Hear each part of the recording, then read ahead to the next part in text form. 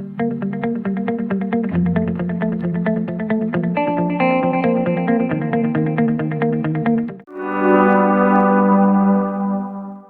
kita berdoa, minta tuntunan dan bimbingan daripada Roh Kudus. Mari kita berdoa. Bapa di sorga, kami bersyukur saatnya kami akan mendengarkan sabda firman-Mu. Urapi kami semua supaya apa yang kami baca, kami renungkan, kami praktekkan dalam kehidupan kami sehari-hari. Firman itu memberikan kekuatan di dalam kehidupan kami. Beracara Engkau Tuhan dalam hati, dalam pikiran kami. Dalam nama Yesus, firman yang hidup. Haleluya. Amin.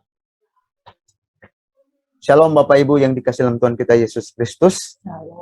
Ada sukacita, amin. Amin.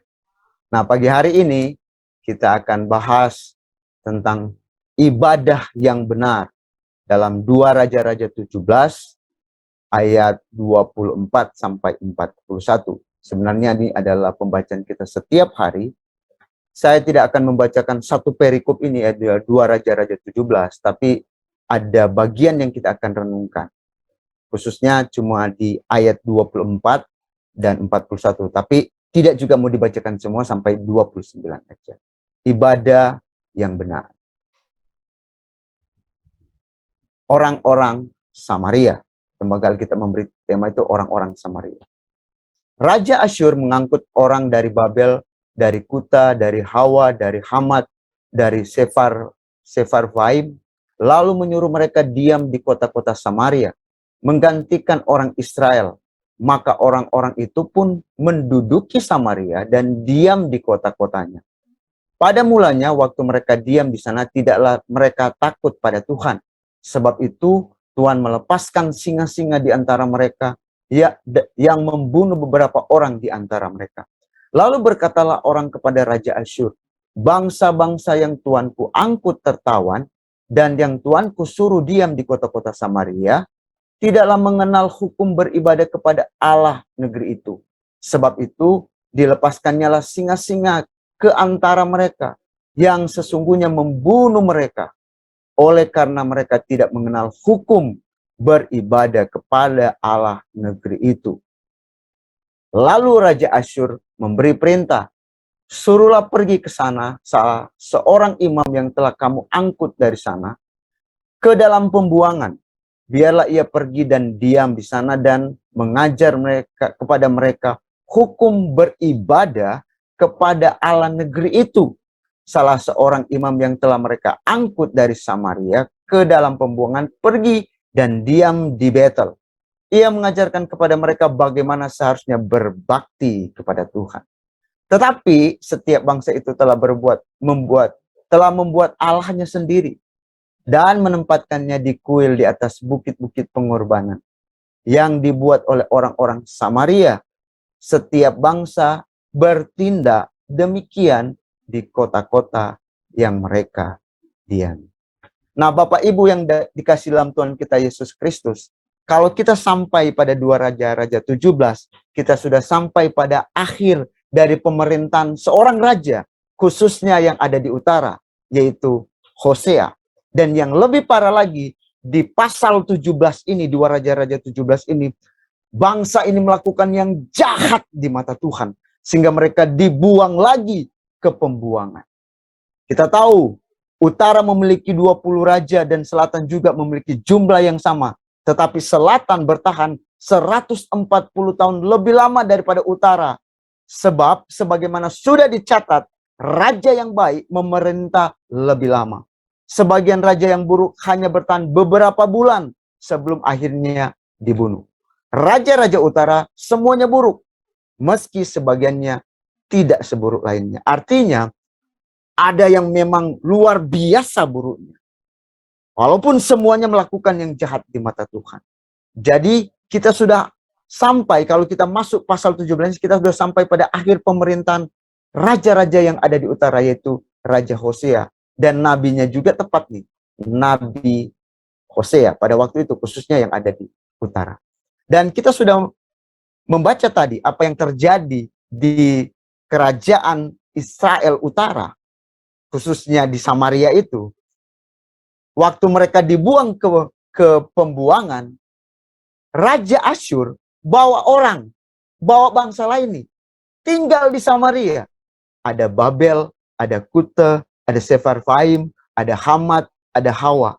Dan lucunya lagi, negara atau bangsa-bangsa ini bawa Baal mereka. Ada Sukat Benot dari Babel, Nerkal, Sefarvaim, ada Andramelek, ada Anamelek, bukan Anabel ya.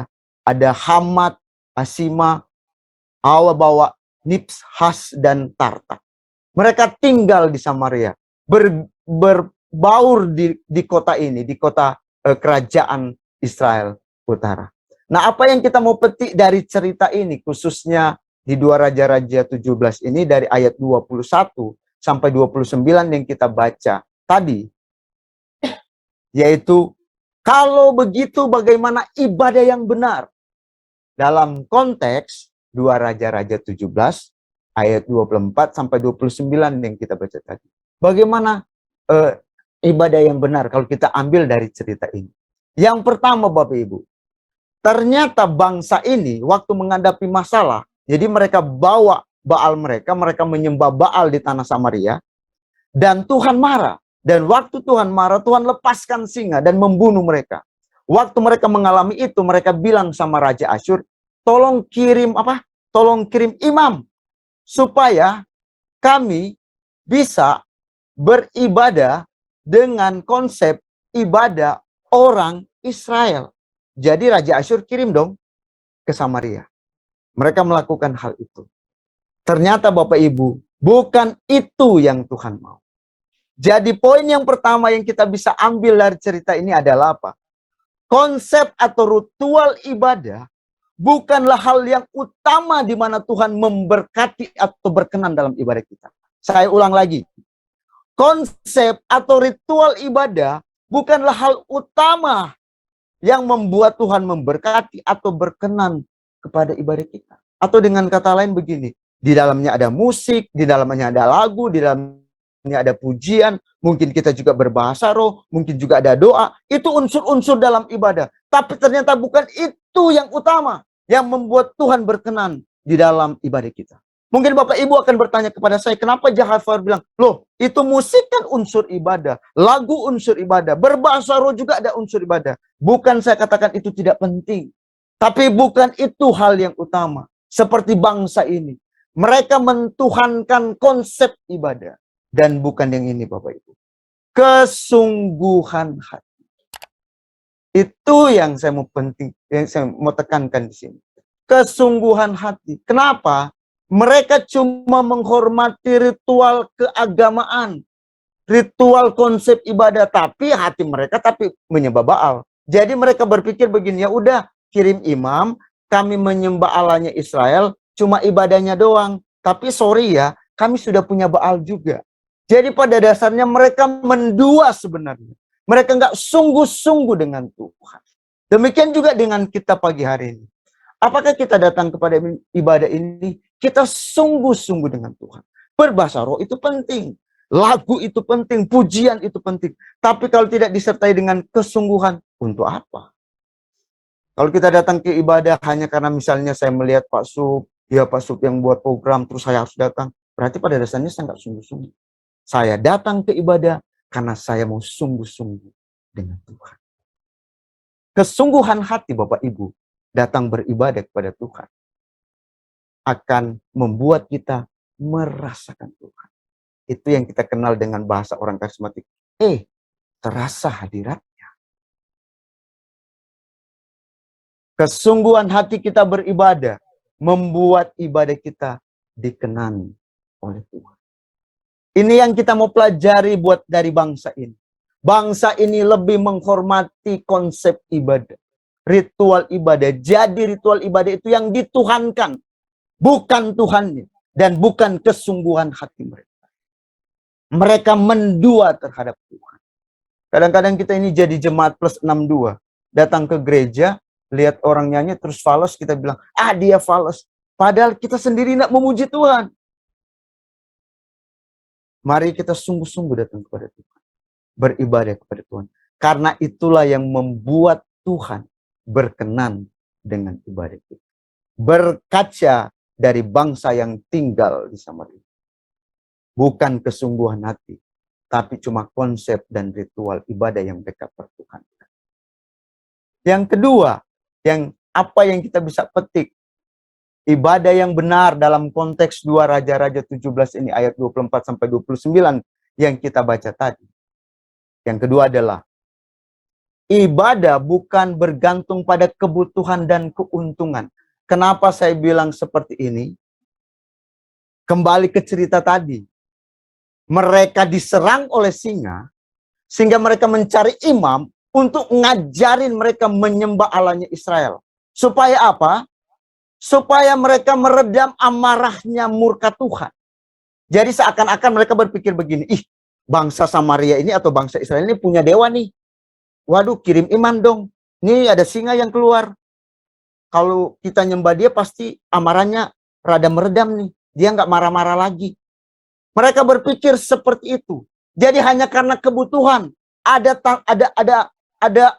semacam serangan terhadap mereka.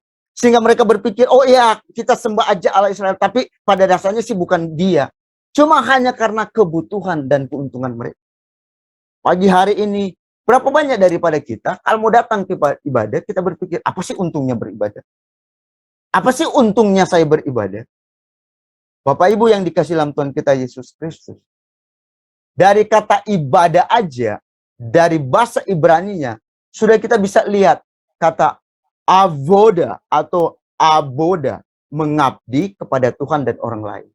Bahasa Yunaninya latreia, berbakti kepada Tuhan dan orang lain. Kemarin saya diundang oleh Kelly bawa firman buat mereka yang fakultas kedokteran. Mereka juga bawa tentang hal ini. Nah, dalam firman yang saya bagikan buat mereka, latre ini hampir sama padanan katanya dengan Eusebia. Eusebia itu sebenarnya kesalehan. Tapi bicara juga tentang diterjemahkan dengan kata ibadah. Berbakti. Nah, kalau kata di sini bilang mengabdi, berbakti. Nah, kamus besar mendeskripsikan kata berbakti berarti tunduk, hormat, perbuatan yang menyatakan setia, kasih, hormat, tunduk. Atau yang kedua, memperhambakan diri dan setia. Nah, kalau kita berkaca dari kata ibadah aja, dari kata abdi, mengabdi, berarti sebenarnya nggak ada timbal balik. Kenapa kita ibadah harus bilang, Tuhan, kalau saya beribadah, tolong ya, balikin apa yang saya sudah sungguh-sungguh nih, saya sudah lakukan ini. Bukan seperti itu. Kalau kita mau buat seperti itu, apa untungnya? Siapa kita untuk meminta timbal balik? Tuhan sudah terlalu buat banyak dengan kita. Ada banyak dari kita beribadah kepada Tuhan. Akhirnya, ibadah itu jadi penyembahan berhala. Tuhan itu jadi berhala. Kenapa saya bilang Tuhan jadi berhala? Berhala itu bukan cuma sekedar hal-hal yang menyita kita terhadap Tuhan. Misalnya hobi kita. Kadang-kadang HP kita. Kadang-kadang Nevi sering bercanda kalau mamanya udah main HP. Tuh, Pak, sudah diganggu dia. Bukan cuma berhala seperti itu. Tapi kalau kita datang kepada Tuhan, beribadah hanya untuk supaya, Tuhan, supaya kebutuhan saya tercukupi. Tuhan, supaya saya dapat untung. Kita sudah menjadikan Tuhan sebagai berhala. Kita tak ubahnya bangsa-bangsa yang tinggal di Samaria yang menjadikan Allah Israel itu berhala. Pagi hari ini, saya cuma membagikan 2 hal ini buat Bapak Ibu. Bahwa datang kepada Tuhan adalah dengan hati yang sungguh-sungguh. Datang kepada Tuhan adalah bukan karena kebutuhan, karena keuntungan. Apa sih saya untungnya ikut ibadah? Apa Tuhan mau kasih? Kadang-kadang kita berusaha untuk minta, Tuhan tolong dong kasih saya. Dari kata ibadah aja kita bisa menarik kesimpulan, kata mengabdi sebenarnya tidak ada timbal balik. Kita memberi yang terbaik buat Tuhan, karena Tuhan sudah terlalu buat banyak dengan kita. Sebagai tanda balasnya kepada Tuhan adalah mendatangi Tuhan dengan cara mengabdikan diri atau berbakti kepada Tuhan dengan sungguh-sungguh. Sehingga apa yang kita lakukan dengan sungguh-sungguh, Tuhan akan berkenan dalam kehidupan kita. Dan kita mampu merasakan Tuhan dalam keseharian kita, dalam pekerjaan kita, dalam tugas kita. Disitulah baru berkat berperkara dalam kehidupan. Tuhan Yesus memberkati kita semua. Biarlah sepanjang hari ini kita tetap sungguh-sungguh dengan Tuhan. Dan kita akan melihat perkara besar Tuhan buat dalam kehidupan kita. Amin.